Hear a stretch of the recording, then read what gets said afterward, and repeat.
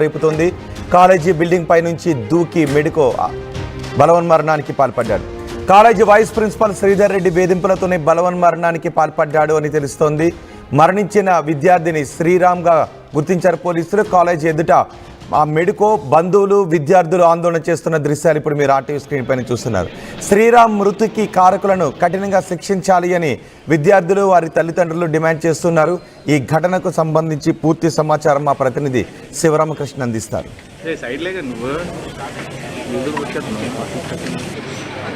Welcome to RTV. నేను శివరామకృష్ణ. మనం ఇప్పుడు తగరపల్లి ఎన్ఆర్ఐ మెడికల్ కాలేజ్లో అయితే ఉన్నాం. ప్రధానంగా మనం చూసుకొచ్చి ఈ మెడికల్ కాలేజ్ ఎన్ఆర్ఐ మెడికల్ కాలేజ్లో 4వ సంవత్సరం చదువుతున్న మెడికల్ స్టూడెంట్ శ్రీరామ్ అయితే ఆత్మహత్యకి అయితే పాల్పడ్డాడు. అయితే ప్రధానంగా మనం చూసుకోవచ్చు ఈ వైస్ ప్రిన్సిపల్ ఎవరైతే ఉన్నారో శ్రీధర్ రెడ్డి వేధింపులు తాళలేక విద్యార్థి ఆత్మహత్యకి పాల్పడినట్టు ఆరోపణలు అయితే వస్తున్నాయి. ఆత్మహత్యకి పాల్పడిన విద్యార్థి శ్రీరామ్కి అయితే గుర్తించారు. అయితే ఎందుకు ఈ మార్క్స్ విషయంలోనే చేస్తున్నారా, లేదంటే ఎందుకు ఈ విధంగా ఎందుకు పాల్పడాలని చెప్పి వీళ్ళు ప్రధానంగా అంటే స్టూడెంట్స్ అందరి మనసులోనే అదే ఉంది. కాకపోతే ఎవరు మాట్లాడలేరు. ఎందుకంటే ప్రధానంగా వాళ్ళ అకాడమిక్ ఇయర్ అడ్డుకుంటారు వైస్ ప్రిన్సిపల్ శ్రీధర్ రెడ్డి అని చెప్పి వీళ్ళైతే ఒక భయాందోళన అయితే గురవుతున్నారు. ప్రధానంగా మనం చూసుకోవచ్చు ఒక స్టూడెంట్ చచ్చిపోతే ఎంతమంది స్టూడెంట్స్ ఉన్నారో మనం ఒక్కసారి విజువల్లో చూడొచ్చు. ఎందుకంటే ప్రధానంగా వీళ్ళు ఒక స్టూడెంట్కి ఎంత మద్దతు ప్రకటిస్తున్నారు అంటే వీళ్ళు హంగర్ స్ట్రైక్ ప్రకారంగా ఎవరు మాట్లాడకుండా తమ తోటి విద్యార్థికి జరిగింది తమ ఎక్కడ బయట పెడతా తమ అకాడమిక్ ఇయర్ ఆపుతారని చెప్పి ఒక భయాందోళన అయితే ఈ స్టూడెంట్స్ అయితే ఉన్నారో మనం చూడొచ్చు.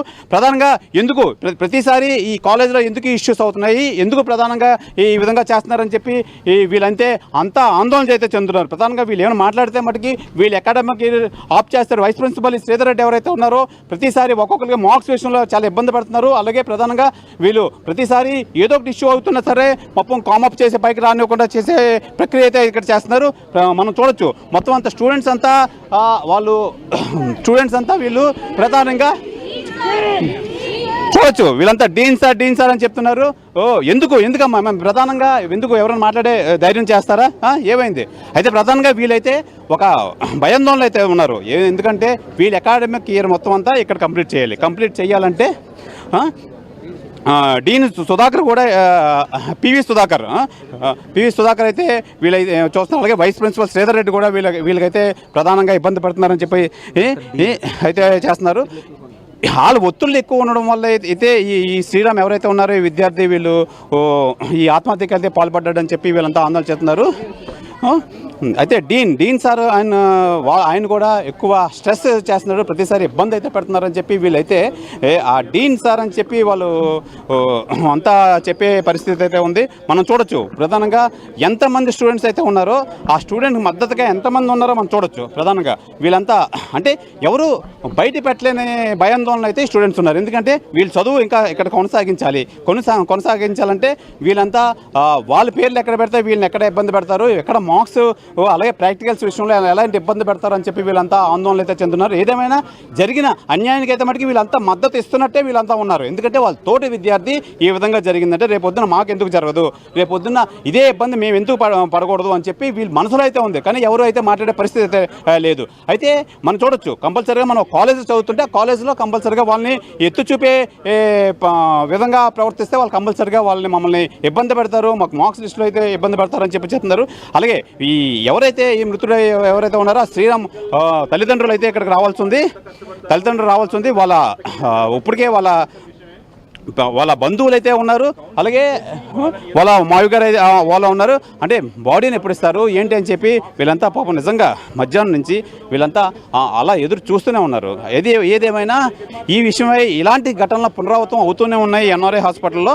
అయితే ఎందుకు యాజమాన్యం పట్టించుకోవట్లేదు, ఎందుకు ఈ స్టూడెంట్స్ అంతా ఎంతో కాలేజ్ నమ్మి వాళ్ళ పేరెంట్స్ అయితే వంటికి కాలేజ్లో జాయిన్ చేసి వాళ్ళు మంచి డాక్టర్లుగా తీర్చిదిద్దుతారో పైకి రాణిస్తారని చెప్పి ఒక నమ్మకంతో అయితే జాయిన్ చేస్తారు. కానీ వీళ్ళు ఇక్కడ కాలేజీలో అయితే ఎందుకు ఇంత ఇబ్బంది పెడుతున్నారు? అకాడమిక్ ఇయర్ సంబంధించి వైస్ ప్రిన్సిపల్ కానీ అలాగే వీళ్ళు పిల్లల్ని అయితే ఇబ్బంది పెడుతూ ఉన్నారు. అయితే మనతో పాటు మృతుడు మావి ఉన్నారు.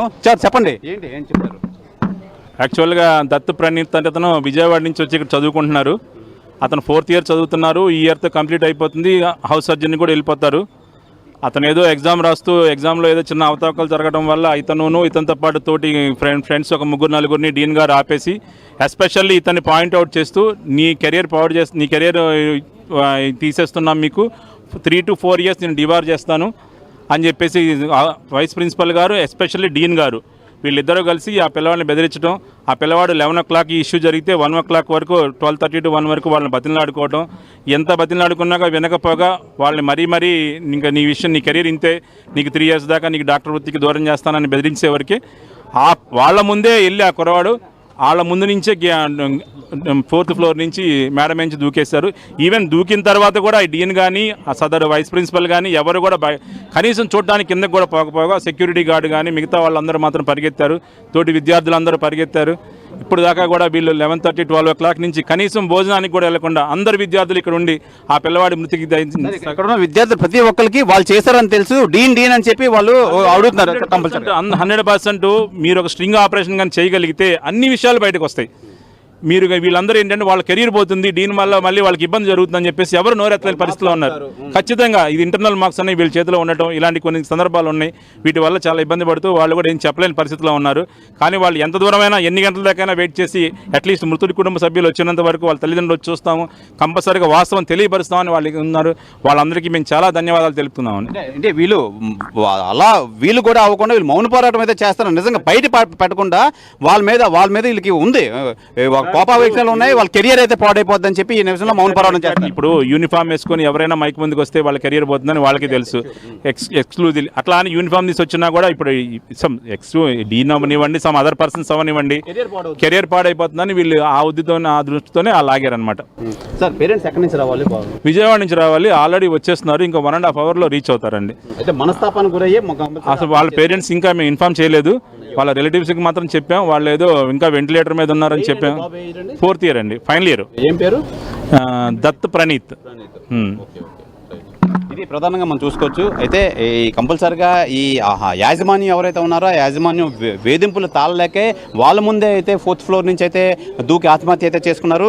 అయితే వీళ్ళు ఎవరైనా వీళ్ళ పిల్లలంతా కూడా మౌనపరం నిజంగా ఇండైరెక్ట్గా తనకు సపోర్ట్ చేస్తున్నారు. కంపల్సరిగా ఆ బాడీని కదిలినంత వరకు ఇక్కడే ఉంటారు, తనకు సపోర్ట్ చేస్తామని చెప్పి నిజంగా వాళ్ళని మనం తప్పట్టే ఎట్టి పరిస్థితిలో లేదండి. ఎందుకంటే వాళ్ళ కెరియర్ని బ్లాక్మెయిల్ చేసి మేము మిమ్మల్ని ఆపుతాం. అప్పుడు అబ్బాయి ప్రధానంగా మరణించడానికి కారణం ఏంటంటే ఆపుతాం, 4 years డిబార్ చేస్తామని భయంతోనే భయపెట్టడంతో దాంతో తన మనస్తాపానికి గురైతే 4th floor నుంచి అయితే దూకి ఆత్మహత్య చేసుకున్నారు. వాళ్ళ పేరెంట్స్ అయితే విజయవాడ నుంచి రావాల్సి ఉంది, విజయవాడ నుంచి వస్తున్నారు, బయలుదేరారు. వాళ్ళ మేనమామ అయితే మనకు చెప్పారు మొత్తం అంతా వీళ్ళు ఆగడాలు అయితే సాగిస్తున్నారు కంపల్సరీగా. అందుకనే బాబు అయితే ప్రధానంగా మరణించారు. అలాగే ఇక్కడ స్టూడెంట్స్ అందరూ కూడా డీన్ లేదంటే వేరే విధంగా అయితే వీళ్ళు నినాదాలు అయితే చేస్తున్నారు. నిజంగా ఇది ఇప్పటికైనా మానుకొని ఈ హాస్పిటల్ కానీ కాలేజ్ కానీ మంచి పేరు ఉంది, పేరు పెంపొందే విధంగా అయితే ప్రవర్తించాలి. కంపల్సరీగా ఇంతమంది స్టూడెంట్స్ వాళ్ళ తల్లిదండ్రులు అయితే నమ్మకంగా ఇక్కడ జాయిన్ చేశారంటే వీళ్ళు మంచి డాక్టర్లుగా తీర్చిదిద్దుతారని చెప్పి నమ్మకంలో ఇక్కడ జాయిన్ చేశారు. అలాగే ఈ చదువుతున్నప్పుడు మొగ్గను తులిచినట్టు తులిచేస్తే ఈ విధంగా ఇంకా రానున్న రోజుల్లో ఎవరు ఇక్కడ ఈ కాలేజ్ జాయిన్ అవుతారని చెప్పి ఒక అవగాహనకైతే ఈ యాజమాన్యం రావాలని చెప్పి మనం కూడా ఆశిద్దాం. కెమెరామెన్ మూర్తితో శివరామకృష్ణ, RTV, విశాఖ, తాగరపల్సి నుంచి.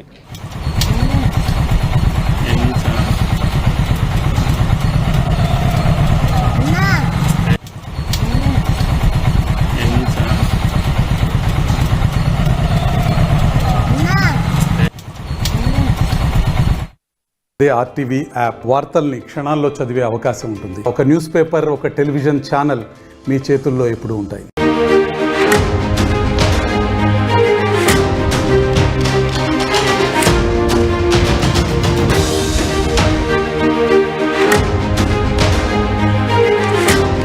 Breaking news. విశాఖపట్నంలో MBBS విద్యార్థి బలవన్మరణానికి పాల్పడిన ఘటన కలకలం రేపుతోంది. కాలేజీ బిల్డింగ్ పై నుంచి దూకి మెడికో బలవన్మరణానికి పాల్పడ్డాడు. College vice principal Sridhar Reddy వేధింపులతోనే బలవన్మరణానికి పాల్పడ్డాడు అని తెలుస్తోంది. మరణించిన విద్యార్థిని శ్రీరామ్గా గుర్తించారు పోలీసులు. కాలేజీ ఎదుట ఆ మెడికో బంధువులు, విద్యార్థులు ఆందోళన చేస్తున్న దృశ్యాలు ఇప్పుడు మీరు RTV స్క్రీన్ పైన చూస్తున్నారు. శ్రీరామ్ మృతికి కారకులను కఠినంగా శిక్షించాలి అని విద్యార్థులు, వారి తల్లిదండ్రులు డిమాండ్ చేస్తున్నారు. ఈ ఘటనకు సంబంధించి పూర్తి సమాచారం మా ప్రతినిధి శివరామకృష్ణ అందిస్తారు.